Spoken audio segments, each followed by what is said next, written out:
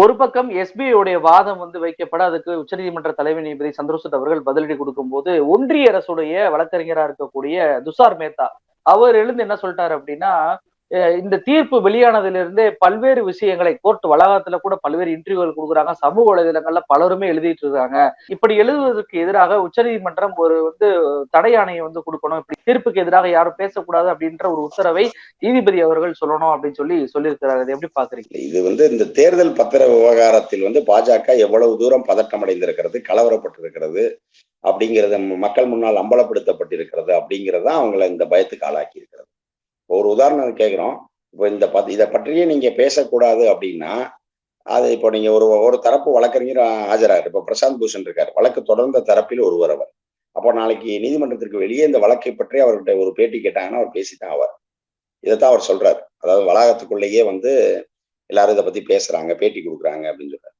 அப்போ அதே மாதிரி இது தகவல்கள் நாளிதழ்களில் வரும், பேப்பர்ல வரும், மீடியால வரும். அப்போ அதே மாதிரி சோசியல் மீடியால அதை சார்ந்தவர்கள் அதை பற்றிய கருத்துக்கள் கூறத்தான் செய்வார்கள்.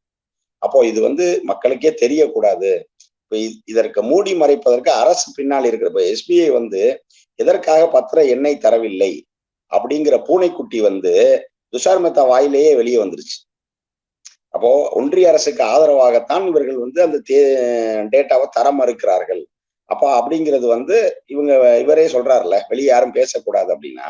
இது ஒரு ஜனநாயக நாடு. இங்க இருக்கக்கூடிய தீர்ப்பை பற்றி ஒவ்வொருவரும் பேசத்தான் செய்வார்கள். ஒரு உதாரணத்துக்கே கேட்கிறேன். 2009 2014 தேர்தலுக்கு நீங்க கிட்டத்தட்ட நாட்டுல இருக்க அனைத்து மீடியாவை வச்சு ஸ்பெக்ட்ரத்தை பத்தி பேச வச்சீங்க. இப்ப அன்னைக்கு ஸ்பெக்ட்ரம் தீர்ப்பே வராத ஒரு வழக்கு தான் நடந்துகிட்டு இருக்கு. ஆனா நீங்களாவே தீர்ப்பு எழுதுனீங்க. நான் ராசா மீதும் கனிமொழி அவர்கள் மீதும் அதே போல எல்லாரும் மீதும் குறை சொல்லி நீங்களா தீர்ப்பு எழுதுனீங்க. மீடியா தீர்ப்பு எழுதுச்சு. அப்போது சொல்லியிருக்க வேண்டியதானே, இதே போல இப்போ ஒரு வழக்கு நீதிமன்றத்தில் இருக்கும் பொழுது அதை பற்றி வெளியில் யாரும் பேசக்கூடாது அப்படின்றத அன்னைக்கு சொல்லியிருக்கணும்ல. அன்றைக்கு ஒரு உதாரணத்துக்கு ஒரு ஒப்பீட்டுக்கு சொல்றேன். ஜெயலலிதா பரப்பன அக்ரஹார நீதிமன்றத்தில் ஆஜராக சொல்லுது குறுக்கு விசாரணைக்காக, மைக்கேல் டி குன்கா முன்பாக. ஆனா ஜெயலலிதா அப்படி ஆஜராக போகும் பொழுது அந்த பெங்களூரு விமான நிலையத்தில் இருந்து அவர் பரப்பன அக்ரஹார நீதிமன்றத்துக்கு போகிற வழி நெடுக 144 தடை உத்தரவு. ஒருவர் கூட வெளியில இருக்க முடியாது. மீடியா அந்த போலீஸ் அவருக்கு பாதுகாப்பாக இருக்கும். ஒரு மீடியா யாருமே இல்லை. ஏன்னா அவர் நீதிமன்றத்துக்கு போனாருங்கிற செய்தி எதிலும் படமா வந்துடக்கூடாது அப்படிங்கிறதுக்காக.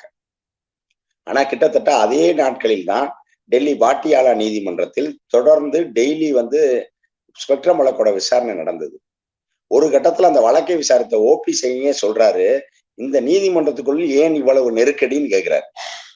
அப்போ ஒரு நீதிமன்றத்துக்குள்ளாக இவ்வளவு பேர் ஏன் நிக்கிறீங்கன்னு கேட்கிற அவ்வளவு மீடியா பர்சனை உள்ள அனுமதிச்சிருக்காங்க. அப்ப அவர் சொல்லி, இந்த நீதிமன்றத்தில் இப்ப வழக்குக்கு சம்பந்தப்படாத மற்றவர்கள் வெளியேறவில்லை என்றால் நான் வழக்கை விசாரிக்க மாட்டேன்னு சொல்றாரு ஓபி சிங். அதற்கு பிறகு மீடியாக்கள் வெளியேற்றப்பட்டு அதற்கு பிறகு விசாரணை தொடருது. அப்போ உங்களுக்கு வந்தா ரத்தம், எங்களுக்கு வந்தா தக்காளி சட்னியா என்ற கேள்விதான் இப்போது எழுகிறது. அப்போ உங்களுக்கு தேவைன்னா நீங்க மீடியாவை இறக்கி அந்த நீதிமன்றத்துக்குள்ளேயே மீடியாவை நிப்பாட்டி அந்த வழக்கை பற்றி பயங்கரமா பிரச்சாரம் பண்ணி நீங்க ஆட்சிக்கு வருவீங்க. இப்ப இன்றைக்கு பாஜக அமைத்திருக்கிற இந்த 10 ஆண்டு கால ஆட்சிக்கு ஒரு மிகப்பெரிய அடித்தளம் ஸ்பெக்ட்ரம் ஊழல் வழக்கு தான். ஆனால் இன்றைக்கு அந்த வழக்கிலே குற்றமற்றவர் என்று சொல்லி நாங்கள் விடுதலைக்கு வெளியாகி வந்து விட்டோம். ஆனால் அதன் மூலமாக பயனடைந்தது யார்? அந்த வழக்கை பத்தி பேசியே பாஜக ஆட்சிக்கு வந்தது. இதில் இப்படி ஒரு தவறு நடந்திருக்க வாய்ப்பு இருக்கிறதுன்னு ரிப்போர்ட் கொடுத்த வினோத் ராய்க்கு நீங்க ஒன்றிய அரசுல பதவி கொடுத்தீங்க. அப்போ இது எல்லாமே நீங்கள் திட்டமிட்ட செயல். ஆனா இங்க ஒரு தீர்ப்பே விட்டது. அந்த தீர்ப்பு முறையாக பின்பற்றுவதற்கு ஒரு அரசு வங்கி மறுக்கிறது. இது தனியார் கிடையாது, ஒரு அரசின் சார்பாக இயங்கக்கூடிய ஒரு வங்கி. அது நீதிமன்றத்திற்கு சொல்லுகிற பேச்சை கேட்காமல் மதிக்காமல் இருக்கிறது. அப்போ இதை பற்றி மக்கள் பேசத்தானே செய்வாங்க. இதுல மக்கள் இதை பற்றி பேசக்கூடாது, இதுக்கே தடை விதிக்கணும்னு கேட்டா இப்போ நாடு என்ன நிலையில இருக்கிறது? இங்கே மக்களாட்சி ஜனநாயகம் என்ன கதிக்கு ஆளாயிருக்கிறது அப்படிங்கிறத ஒன்றிய அரசினுடைய வழக்கறிஞர் சொலிசிட்டர் ஜெனரல் துஷார் மேத்தாவே தன் வாயால் ஒத்துக்கொண்டிருக்கிறார். அதற்கு உச்சநீதிமன்ற தலைமை நீதிபதி என்ன சொன்னார் பதிலா? அப்படி எதுவுமே செய்ய முடியாதுன்னுட்டார் அவர். ஏன்னா இது தவறு, இப்படி நம்ம யாரையும் கேட்க முடியாது. இந்த நீதிமன்றம் சட்டத்தின்படி செயல்படுகிறது. இதை பற்றி யார் வேண்டுமானால் என்ன வேண்டுமானால் பேசிக் கொள்ளலாம், தவறு இல்லைன்றார் அவர். ஏன்னா இது யாருக்கு வரும்னா, மடியில கனம் இருந்தா தான் வழியில பயம் இருக்கும். ஒரு சில தவறு செய்கிற நீதிபதிகள் இருப்பார்கள். அவர்கள் வந்து என்னை பற்றி ஒருத்தன் பேசிட்டான்னு சொல்லி தண்டனை கொடுப்பாங்க. ஆனா தண்டனைக்கு ஆளானவர் என்ன பண்ணுவார், அந்த நீதியரசரை குறை சொல்ல மாட்டார், அரச குறை சொல்லுவார். அப்படிலாம் இருப்பாங்க. ஆனா இங்கே வந்து அவருக்கு வந்து இந்த தன்மேல் சொல்வதற்கு எந்த தவறும் இல்லை. அதனால சந்திரசூட் என்ன சொல்றாருன்னா, இத பத்தி இந்த நீதிமன்றம் we are doing our activities as per the rule of லான்னு சொல்றாரு. நான் நீதிமன்றத்தினுடைய இந்த நீதிமன்றம் சட்டத்தின் விதியின்படி செயல்படுகிறது. இதை பற்றி மக்கள் மீடியாக்களிலோ சோசியல் மீடியாக்களிலோ யாரும் எதையும் பேசிக்கொள்ளலாம். அதை பற்றி எங்களுக்கு எந்த இதுவும் இல்லை அப்படின்னு சொல்லிடுறாரு. ஏன்னா இது வந்து நீதிபதிகளுக்கு இதனால பிரச்சனை இல்லை. ஏன்னா இன்னும் சொல்ல போனா இந்த நீதிபதியோ இல்ல நீதிமன்றமோ இந்த தீர்ப்போ விமர்சிக்கப்படவில்லை. இந்த தீர்ப்பை செயல்படுத்தாத எஸ்பிஐ தான் விமர்சனத்துக்கு ஆளாகுது சோசியல் மீடியால.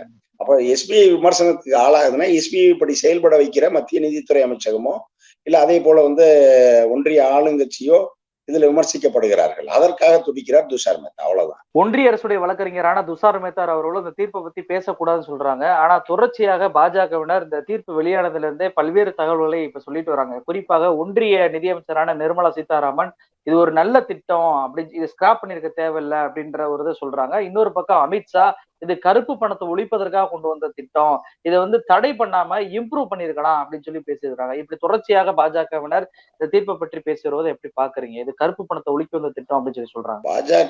பாஜகவுடைய வேலை அப்படிங்கிறதுனால அதை நியாயப்படுத்துவதற்கான வேலையை அவங்க செய்யறாங்க.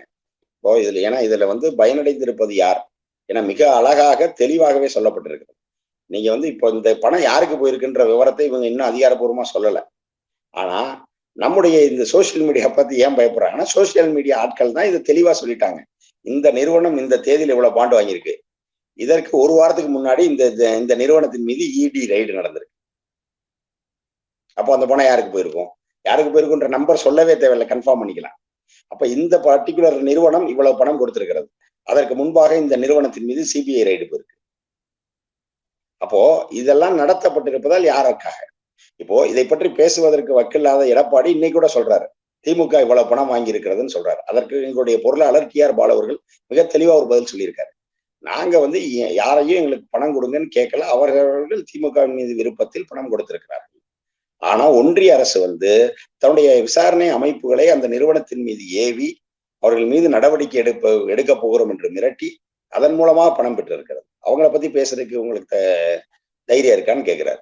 அதை பற்றி பேசுறதுக்கு எந்த ஊடகமோ இல்லை எந்த எடப்பாடியோ எந்த கட்சிக்கோ அதுக்கு தைரியம் இல்லை. இன்னைக்கு பாஜக இது நல்ல திட்டம்னு மீண்டும் மீண்டும் சொல்லி வருவதன் காரணம் இதுதான். இதை மூடி மறைக்கணும். இப்ப நாளைக்கு இந்த நிறுவனத்தினுடைய பணம் இந்த கட்சிக்கு தான் போயிருக்குன்றது தெளிவாக தேர்தல் ஆணையத்தினுடைய இணையதளத்திலேயே வெளியாயிருச்சுன்னா எல்லாருக்கும் தெரியும் சிபிஐ என்னன்னைக்கு எந்த நிறுவனத்துக்கு ரெய்டு போச்சு, இடி என்னன்னைக்கு எந்த நிறுவனத்துக்கு ரெய்டு போச்சுன்னு தெரியும். அப்ப அவங்க ரெய்டு போனதற்கு போகும். அதே போல வந்து ரெண்டும் மேட்ச் ஆயிடும். அதே போல இன்றைக்கு நிதி வழங்கிய நிறுவனங்கள் 2வது இடத்துல இருக்கக்கூடிய மேகா என்கிற நிறுவனம் வந்து உடனடியாக ஒரு 1000 கோடிக்கு ஒரு ப்ராஜெக்டை மகாராஷ்டிரால வாங்கியிருக்கு.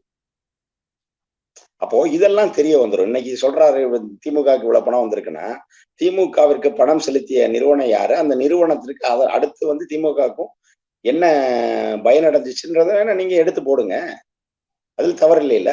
இப்போ பாஜக என்ன செய்யுதுன்னா மிரட்டி வாங்குகிறது, இல்ல அதே மாதிரி வாங்கி யாரெல்லாம் பணம் கொடுத்திருக்கிறார்களோ அவர்களுக்கு ஆதரவாக அடுத்ததாக ஒரு ப்ராஜெக்டை கொடுக்குது. அப்போ இவங்க இது எப்படி நல்ல திட்டமா இருக்கு, இது எப்படி கருப்பு பணத்தை ஒழிக்க வந்த திட்டமா இருக்கும்? மக்கள் எல்லாம் சொன்னாங்க. இப்ப எல்லாரும் என்ன சொன்னாங்க, இன்னைக்கு இவங்க பயப்படுற இதே சோசியல் மீடியால தான் இன்னைக்கு எல்லாரும் கேட்கறாங்க. அன்னைக்கு வந்து நான் சுவிஸ் பேங்கை போய் இது பண்ணிட்டு வந்து எல்லாருக்கும் 15 லட்ச ரூபாய் பணம் போடுவேன், கருப்பு பணத்தை கைப்பற்றி 15 லட்ச ரூபாய் எல்லார் அக்கௌண்ட்லயும் போடுவேன்னு சொன்னாங்க. இன்னைக்கு அம்புட்டு பணத்தையும் அவங்க அக்கௌண்ட்ல மட்டும்தான் போட்டிருக்காங்க என்று எல்லாரும் கேட்கிறார். அதற்கு பதில் சொல்ல திராணியற்ற பாஜக வந்து நாங்க இது நல்ல திட்டம், இதை இது பண்ணிட்டாங்க, இதை வந்து இன்னும் மேம்படுத்தி இருக்கலாம் அப்படின்னு எல்லாம் பேசி வருகிறார்கள். ஆனால் இதை மக்கள் ஏற்க மாட்டாங்க.